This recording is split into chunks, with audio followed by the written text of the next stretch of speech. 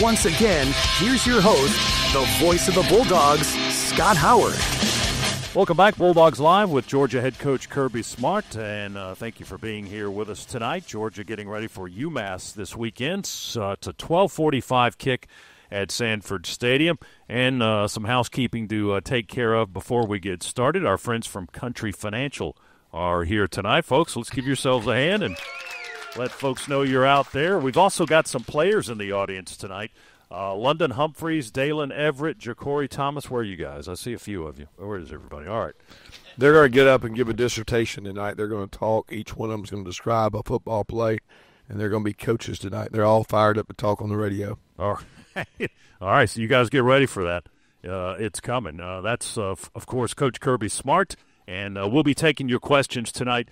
We'll take some from our audience, our friends from Country Financial. We'll also take some from social media platforms at hashtag AskCoachSmart. Those are brought to you by Greenpoint Ag, farmer-owned and locally focused, and our show each week presented by Wells Fargo, an official sponsor of the Georgia Bulldogs. So now that we've got that all taken care of, Coach, how are you doing, and how's the week of getting ready for UMass?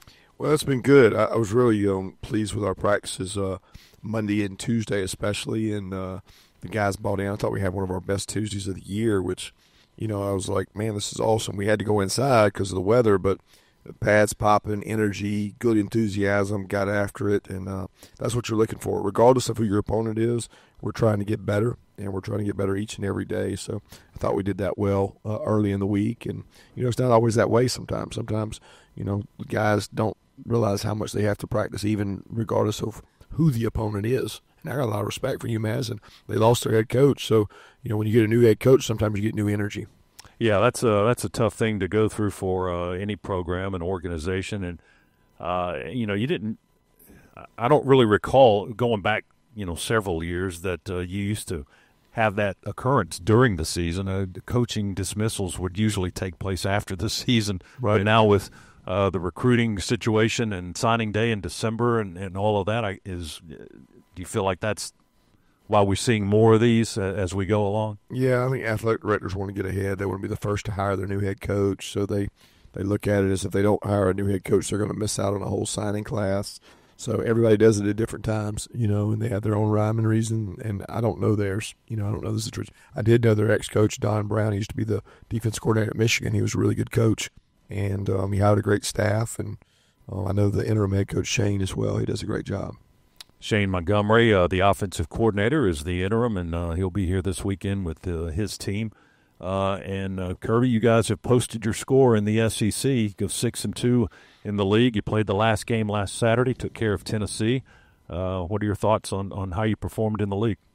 Well, it was a tough league. Yeah. And not only is it a tough league, it's a tough schedule, we call it, where just so happened we were going to play, 3 or 4 of the best teams in the league, and 3 of those on the road. And so I was pleased with our guys' effort. I thought early in the year it would be a really tough road to get where we are, and I'm very pleased with the way we've responded. I'm not always pleased with how we've played, but I'm always pleased with the way we've responded to everything that's happened.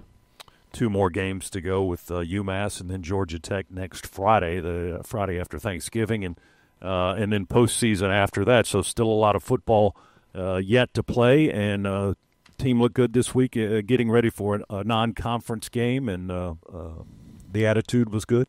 Yeah, I think the guys understand. We've talked about it all week. It's about playing for the success of others. You're playing for other teammates, because if we have success and we play well, then more guys get to play. And that's the case every week, that if we play really well and we can execute, then we get more guys to play. Or do you have relief syndrome? And we've talked about relief syndrome. What is that? Am I relieved that the SEC is over? Am I relieved that we got out of the Tennessee game, or am I willing to work and keep going? I think it's human nature to say, whew, I need a break. I worked hard. I played all these SEC games. I need a break. Well, there are no breaks in our schedule. The break is, January. It's February. That's when you get a break. And our kids understand that. They know the work ethic it takes to be at Georgia. Game time Saturday is 12:45. That's the kick time. We're on the air with you at 8:45 for our pregame coverage of Georgia football this weekend here on the Bulldogs Sports Network. We hope you can join us. We'll come back with your questions for the coach on social media, and we'll take some from our audience, too. Our friends from Country Financial are here tonight.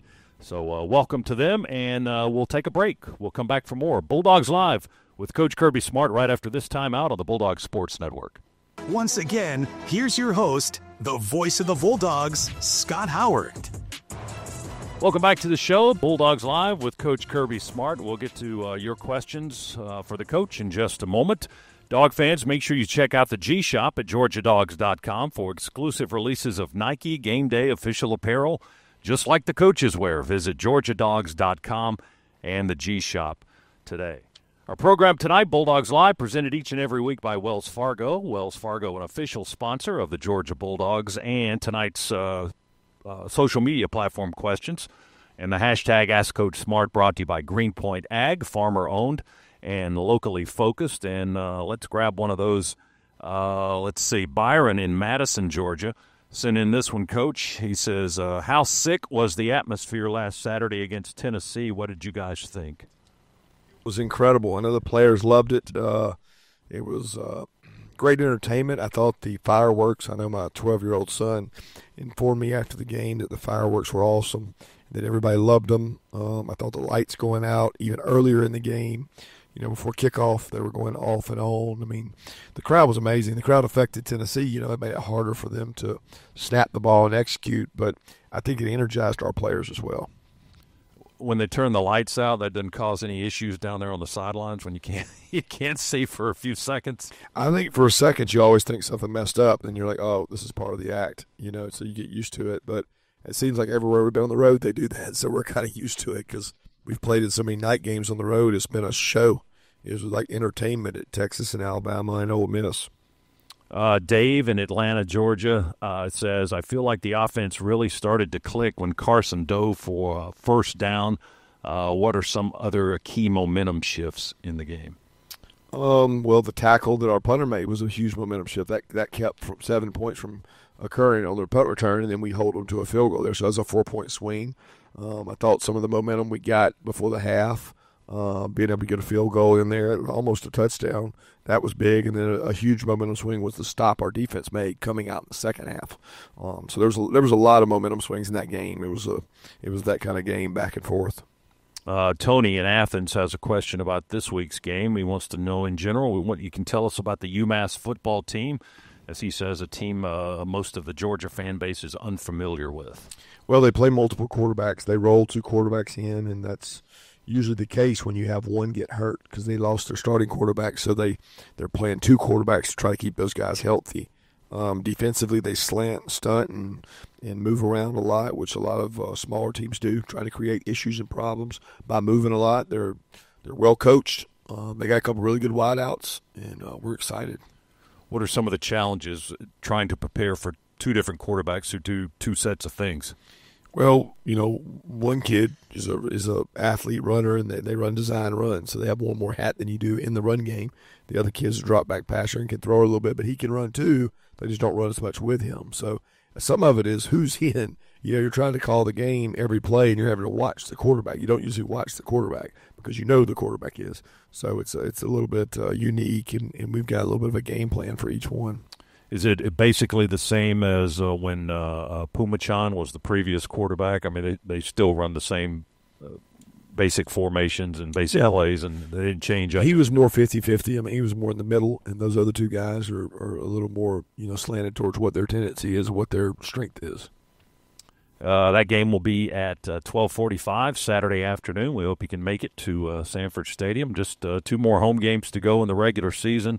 UMass on Saturday, and then Georgia Tech next Friday night, a week from tomorrow, and that'll be a 7:30 kick in Sanford Stadium. And you guys are doing the Senior Day recognition this weekend, correct? Yes. Thought it was a great idea to move that up. With the seniors like it more. They have a better opportunity to bring more family members to spend time with their family members. A 12 o'clock kick, they'll get to see them afterwards. I mean, Senior Day is a big deal, and you want to be able to have all your family members that want to come. This was an easier game to get more people to, and they have more time afterwards to celebrate with their family.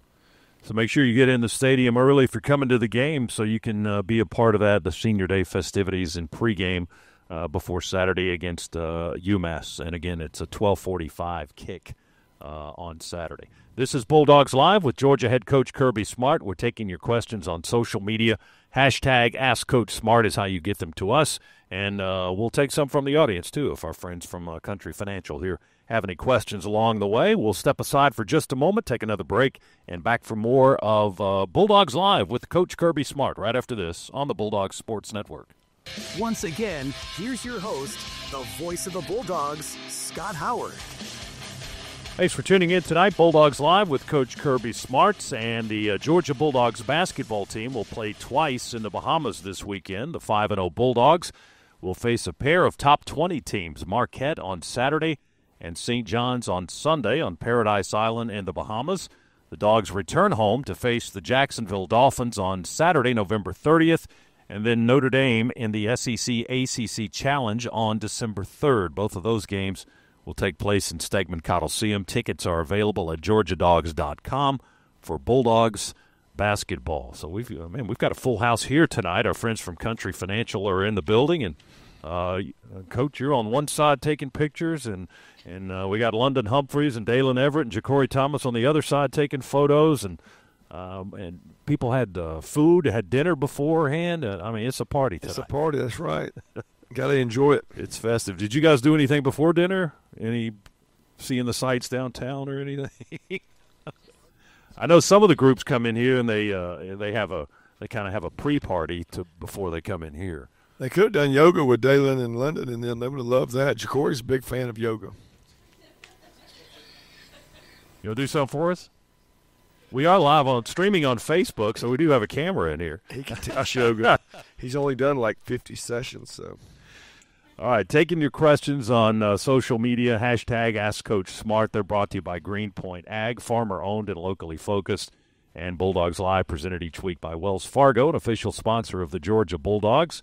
And before we take some more social media questions, let's take one from our audience. This is Brett. Hi, Brett.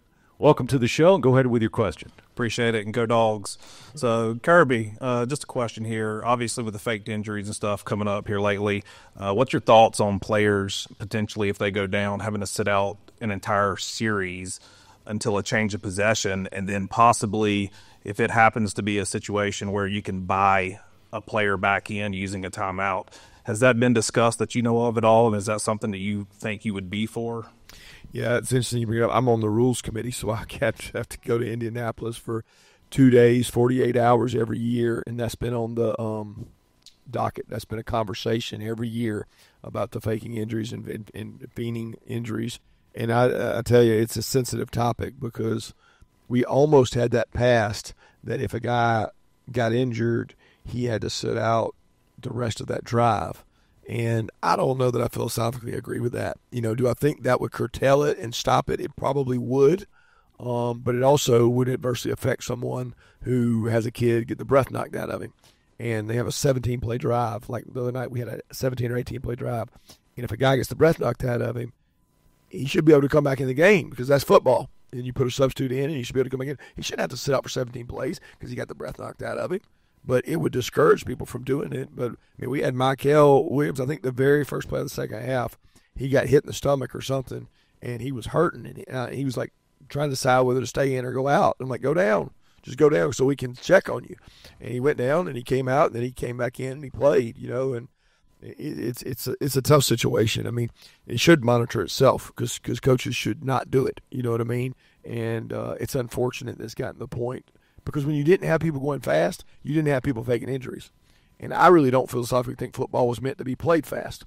When you watch the NFL game, there's nobody going 100 miles an hour. They go fast in 2 minutes, but they don't go fast the whole game. So, when you change things and people try to take advantage of rules, then sometimes people try to flip that and do things to slow people down. So I don't like the rule of you got to sit out the whole time or I got to burn a timeout to get them back in. What if it's your quarterback? And your quarterback gets hit and he's injured for a second and now he's out for the whole drive. I just don't think that's right. These kids work way too hard to sit out a whole drive just because of something they thought was an injury and they need to get checked on. Brett, thanks for your question. Have there been any other options put on the table? That's the best one I've heard is does that person sit for the rest of the drive? And they think that'll discourage it, but that'll also encourage a guy that's hurt to stay out there because he doesn't want to hurt his team. and I don't think you want that from a liability standpoint. Let's grab another question from hashtag Ask Coach Smart. We are back. I'm not sure how much we missed, but this is Bulldog. I remember what we were talking about. Yes. Well, we're talking about Brett's question earlier about the faking injury thing and what that looks like, and you said you're on the rules committee, so right. You were addressing that, and then we had the question about Nitro. Oh, how fast do you have to be to get the name from Nitro? Yeah, you probably got to be fast to get the name Nitro. You would think you got to be fast to get the name Nitro. Yep. But yes, you would. Soon. I would say. Do you guys know his? And we've got some former or some current players here with us. London and Dalen and Jacory. What is that? His real name? Nitro, do y'all know his short for what his given name might be? No. That's it. What do we got? That's it. I don't know how to pronounce it. Jacory's saying it. Okay. It was short, and it just came out as put the O after the TR, and you got Nitro. What? Well, Nitro is definitely an attention getter. Yes. Is he fast? Has he got some speed? All right. Tim, thanks for your question. Tim in Lake City, Florida. Let's see. Chuck in Warner Robins wants to know about getting Smile Munden and what that means, getting Smile Munden back and what that means to your defense. Yeah, it's been huge. It gives him and everybody around him a lot of confidence. He's played a lot of football. It's amazing how fast he can go, 3-4 weeks out and have an injury and then jump right back in and pick things up quickly when he's been in the program for 4 years. He's really sharp, really intelligent. He understands things. There's a lot of scouts and things that come through here that talk about his instincts and how smart he is and how he picks things up. So it's been great to get him back. It's allowed Jalen to do a little more rushing and not have to play as much inside backer.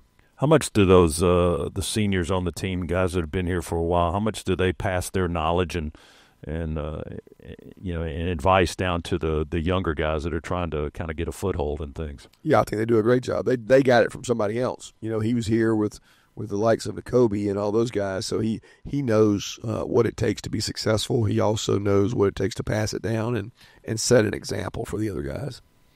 That was Chuck in Warner Robins. We appreciate that question. Olivia in Lawrenceville, Georgia. And this is from hashtag Ask Coach Smart. What's the main thing you want to see this Saturday from our team? Well, I want to start fast. I want to play to our standard. I want to keep improving. It'd be great to start fast on offense, defense, and special teams. I feel like we've been lacking. Like we haven't made a big play in special teams all year. I mean, we've hit some big field goals and we've hit some huge punts, but we haven't had a huge punt return, a kickoff return, or a block punt. So I want to do something big in the kicking game. Well, you should turn Thorson loose again on defense or something. There you go. That was a pretty big play on special teams. Yeah, besides the fact that the guy had returned it 30 yards. That's true, yes. He made a touchdown-saving tackle, but you're right. All the damage had been done already. But it's kind of jacked the crowd up a little bit, though. That was fun to watch. Well, this was cool. It was good energy for him to come out of nowhere and get him on the ground. It was a lot more important for us to go out there and stop him after that, though. And we have a question here from hashtag Ask Coach Smart from Rebecca. She was talking about that. She wants to know whose idea was the Brett Thorson tackling instructor video. She thought it was hilarious.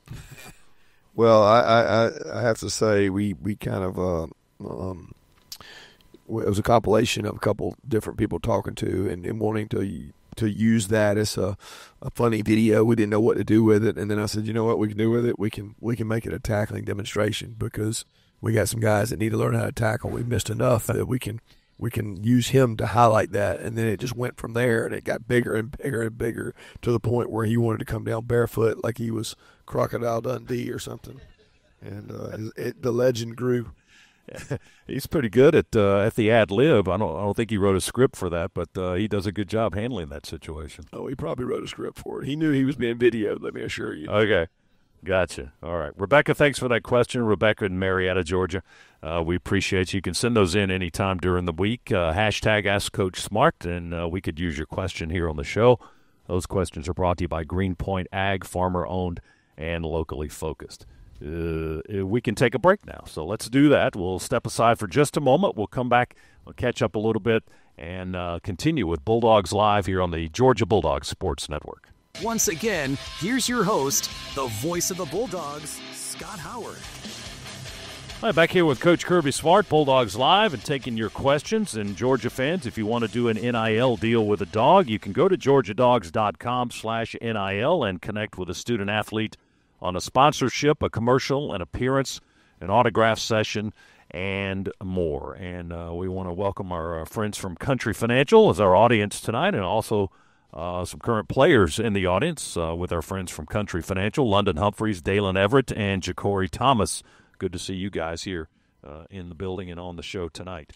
Let's grab some questions from our audience for Coach Smart as we get this segment underway. This is Emma. Hi, Emma. Welcome to the show. Where are you from, Emma? Buford. Buford. All right. I should have figured that out from the letter jacket. Go ahead with your question. Part of that big band they got there. Big everything, right, at Buford? Everything. Yes, sir. Yeah. All right. Go ahead with your question.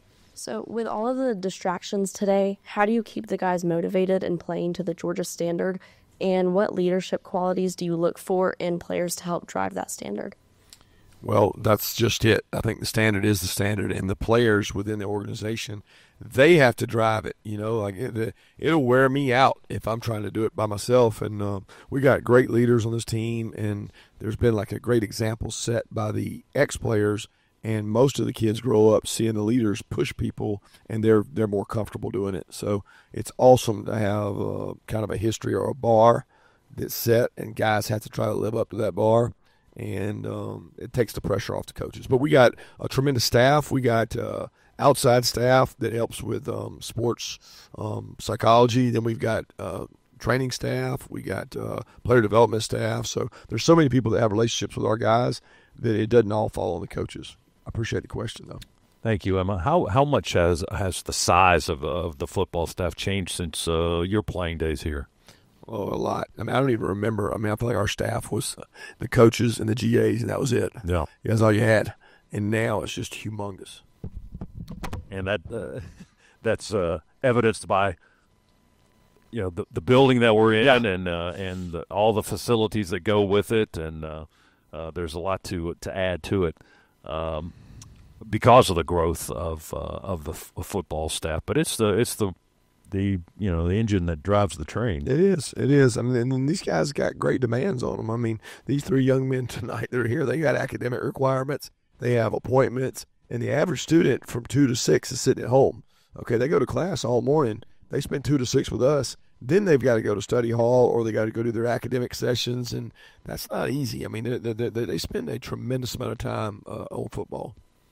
Let's take a look ahead right now. It's brought to you by the Governor's Office of Highway Safety. The penalty for getting a DUI can cost up to $10,000. That's why the Governor's Office of Highway Safety says drive sober so you won't get pulled over. Georgia and UMass, that's the look ahead to the weekend. And, Coach, what are your expectations for Saturday afternoon? I'm excited. Looks like we're going to get good weather. It's cool weather. I'm excited about those guys and coming into play, and really honor the seniors. And I think the only way you honor seniors is go play your best game, and that's what we're going to try to do is go put a good product out there and keep getting better and keep moving towards our goals. All right, the look ahead is 12:45 on Saturday afternoon for Georgia and UMass. That's the kick time. Our pregame coverage will begin at 8:45 here on the Bulldogs Sports Network. Let's grab another question from our audience, and we're pleased to be joined by Abby and Shelby. Hi, Abby and Shelby. Hi. My question is, what's your favorite Thanksgiving tradition? Oh, that's a good one. And Shelby's going to do one. Okay. What's your favorite Thanksgiving food? Tradition in food. My favorite Thanksgiving tradition would probably be, I mean, this is like corny, but my favorite thing about Thanksgiving tradition is the prayer before we eat, when our whole family circles up and we hold hands and we give thanks for all the things that have happened that year and give thanks for our health and the opportunities we've been given. My favorite food for Thanksgiving would be definitely turkey and dressing. I'm a turkey dressing cranberry sauce guy. And then on the couch afterward? Absolutely. Unfortunately, this year I can't do that. We got to gather, sorry, so it's like we're going to go from eating to walking through to sleeping to wake up and go play. So it's going to be Thanksgiving the day before the game. We've never had, or at least I haven't had that. Abby and Shelby, thank you for your question. Thank y'all. Thank you, guys. Yeah, how much does that change your week? I mean, playing on a Friday at home. Well, it's unique because it makes our Sunday our Monday. So I'm really concerned about the turnaround. You know, we're going to play a game on Saturday. When we wake up Sunday, it's already Monday of game week. So we got to speed everything up by a day. And they play tonight. So yeah, we got a 2-day head start. And that's not always best because they get a 2-day head start on recovery and rest. And they're coming off a week off, a game on Thursday, and then they've got the extra 2 days. And we're of course talking about Georgia Tech on a week from tomorrow, Friday night at 7:30 on November 29th. So, whose idea was the Friday night thing? You know, I think they both teams asked about it and appealed, and you know, it was an opportunity to maybe get more exposure and less competition in terms of people watching Friday night, and you know, both teams looking to be in a championship game the next week would gain a day. I think there'll be some eyeballs on that one on November 29th. Hopefully there'll be some eyeballs on Saturday's contest as well, Georgia and UMass at 12:45. Some more questions here on hashtag Ask Coach Smart, brought to you by Greenpoint Ag, farmer-owned and locally focused. Van in Peachtree City, Georgia, says, it seems like we played UMass a few years ago. What is the connection to that specific school? I don't know that there is one. I mean, I think probably more than anything, they were shopping. This game provides for their budget, and a lot of these schools do an off and on season. So they do a pay season where they go play multiple games to get paid. They played Mississippi State and they played Missouri, and so this was a big check for 3 games they got to go play these teams. And I think that pays, you know, multiple. And then they'll have a next year maybe where they don't play SEC teams and they can be a little more competitive because they don't get us beat up. But this thing pays for their budget. And they are going back into the MAC next year, so they'll be back in a conference. They're playing as an independent right now. Tom in Bogart, Georgia, wants to know, do you hear both offense and defense on your headset, or do you just talk with the defense? No, I do offense, defense, special teams. So we have a button that I can flip from one to the other to the other. I can go back and forth between offense, defense, special teams, and usually whichever one we're on, I'm on, so I can listen and talk and help make decisions. How many voices are on that whole headset? Too many. Guys know to be quiet, though. It's very well understood that the person talking is the coordinator, and I mean, if anything, they need peace and quiet. They don't need people talking, and that's usually where I'm disturbing them more than anybody else. Tom, thanks for that question. Let's see. Brennan in Noonan, Georgia, how pleased were you to see our tight end step up in a big way last Saturday? Yeah, that was great. They made some plays, had a couple chances for bigger plays. I mean, we had a couple go in and out of hands, but, man, huge plays in the game. I thought Carson connected with those guys, and Mike called some really good plays for him. How is that group coming along? How have you seen them grow during this season? Well, Ben's probably had the greatest area to improve. He had never played in our conference or in our practice environment. And our practice environment is not normal. It's like a little more intense, I think, than maybe some places. And what happened was Ben had to adjust to that. And once he did, he's played at a really high level. He's blocking at a high level. He's catching at a high level. And his practice habits have really improved. Thank you for that question, Brennan. We appreciate it. Keep them coming on social media. Hashtag AskCoachSmart, brought to you by Greenpoint Ag. Our program tonight presented each and every week by Wells Fargo. Wells Fargo is official sponsor of the Georgia Bulldogs. We'll step aside one more time. We've got one more segment with Coach Smart, and we'll get a few more questions in before we turn it over to the Bulldogs All-Star. So stay with us. We'll be back right after this on the Bulldogs Sports Network. Once again, here's your host, the voice of the Bulldogs, Scott Howard. We've got a few more minutes with Coach Kirby Smart here in this first hour, and then in hour number 2, it's Hondo and the Bulldogs All-Stars. Now, they'll take your calls and your questions up until 9 o'clock tonight, so another hour of Bulldogs football talk. And be sure to follow Georgia Bulldogs All Access on social media by searching at UGA_GBSM. Georgia Bulldogs Sports Marketing provides your inside connection to UGA athletics with exclusive updates and behind-the-scenes content, including the Kirby Smart All Access TV show. You can follow at UGA_GBSM. We thank you for joining us tonight. We appreciate our audience, our friends from Country Financial, for being here as our guest audience here in Athens tonight. Good to see you folks. And we'll take a question from our audience right now. This is Doug. Hi, Doug. Welcome to the show, and go ahead with your question. Hey, Coach. Doug Beatty with Country Financial. Thanks for having us tonight. Absolutely. With the recent firing of UMass head coach, how does this affect the game plan moving into the week? Absolutely none. I mean, I think our players would tell you, like, I can sit here and say, well, we changed this or changed that, but he's a defensive guy, so I don't see him changing much offensively. And that you can't change in a week, so you can't make these wholesale changes. I think sometimes you get new energy and change something maybe they do on the road, or like maybe a tradition they have to loosen players up or fire them up and cut loose. But I don't think you can change scheme in 5 days. There's not a lot you can do, so we haven't done much. Thanks. Doug, thanks for your question. Lindsay in Moultrie, Georgia, has a leftover from last week. Were you surprised about the fireworks, or did you know they were coming? Somebody told me they were coming, but I'd forgotten them that was going to happen. So it was a little bit of a surprise, and I mean there was concern there for a second we were going to get any fireworks because you had to score to get them. So when it was early, it was like okay, but I wasn't thinking about the fireworks, to be honest with you, and didn't. Somebody told me they were going to do them, but I didn't know when. I'd heard it was going to be fourth quarter, and so I guess they were doing them when we scored too. Yeah, that was a little bit of a surprise, but when you see the aerial shots, man, it was an impressive thing. So hopefully that's something that will continue to happen. More entertainment, better fan experience for everybody in Sanford Stadium, and hopefully we get that again a week from tomorrow when Georgia Tech is here for that next night game. I hope so. Daniel in Winder, Georgia, what is the key to keeping our guys focused on this week instead of looking ahead? I think it's not as hard as people say. I mean, the focus we do every day is on ourselves. So we're not out there running around worrying about UMass or anybody else or anybody the week after. We're worried about us. And we study ourselves. We look and say, okay, what is giving us problems? So we try to improve on that. If anything, we look backwards as much as we look forwards because that's what people are looking at on us. So we try to improve us. And if you focus on yourself, it takes the attention off of future opponents. What are some of the things that have concerned you as this season has gone along that you've continued to work on to try to improve?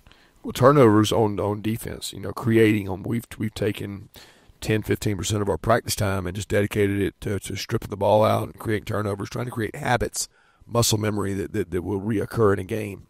So we haven't been great at taking the ball away, so we've tried to work on it. And then offensively, it's a lot of things, but we would say protecting the ball, red area, third down, which we improved on last game in terms of offense, red area and third down. Those are areas that you can always work on. As far as the turnover is concerned, is there a season goal, a game goal? Is there a number you like to establish? 3 a game. We don't reach it very often, but we our goal is to get 3 a game. If you get 3 a game, you're going to win a lot of football games. And it can be fumbles or interceptions. Yes. You don't care how they come. That's correct. I know you've recovered more fumbles this year than we did last year. I think we only had 3 last year. I think the number is 7 right now, so that number is building, which is good. That is good. I didn't know that. That's great. I hope that's right because we need to force them. We need to knock them out. Georgia and UMass coming up this weekend. We've got a couple of more minutes with Coach Smart here, and what are you hoping to see out of your guys this week on Saturday? I think I talked with you earlier about an early start, so knock some of the sleep out of our eyes because it's going to start hot and heavy very early on Saturday. It is. Team that starts fast usually starts with momentum and gets things going. We want to be the first to do that. We want to honor our seniors. We want to. That's important to me. That when you go on that field, you get an opportunity to honor them by how you play, and that's the goal. Is that we go out there and play to our level and our expectation for our seniors. I think the weather's supposed to be okay. It's going to be a little on the cool side. Yeah. That doesn't matter. That's probably welcomed, isn't it? Yeah, I think it's going to be warmer than it was the other night. Once the temperature started dropping the other night, it got cooler. We're going to be going into the low 60s, I think, with kick being 12:45ish. So it's going to be rising as we go, I think. We haven't seen these guys since 2018. We had a question earlier when somebody wanted to know what the connection was. Did you have any memories from that previous game in 18? The only thing that I remember is the wideout, Andy Isabella, who was drafted really high. He was fast. He's quick. He gave our three corners fits. We had three corners drafted off that team, Tyson, Stokes, and DeAndre Baker, and he beat each one of them at a different one time or another. He was really quick. And I know this, sometimes you don't respect that opponent. They respected that kid after that game. All right, we've got two defensive guys in here tonight. So there you go. Hope you guys are listening up. They've watched that tape. They know. All right. Coach, thanks very much. Good luck on Saturday. Thank you, guys. Go Dogs. All right, that's Coach Kirby Smart. Bulldogs Live, presented each week by Wells Fargo, an official sponsor of the Georgia Bulldogs. And our questions tonight brought to you by hashtag Ask Coach Smart. They're brought to you by Greenpoint Ag. Stay tuned for the Bulldogs All-Stars. More Bulldogs football talk for another hour coming your way right after this on the Bulldogs.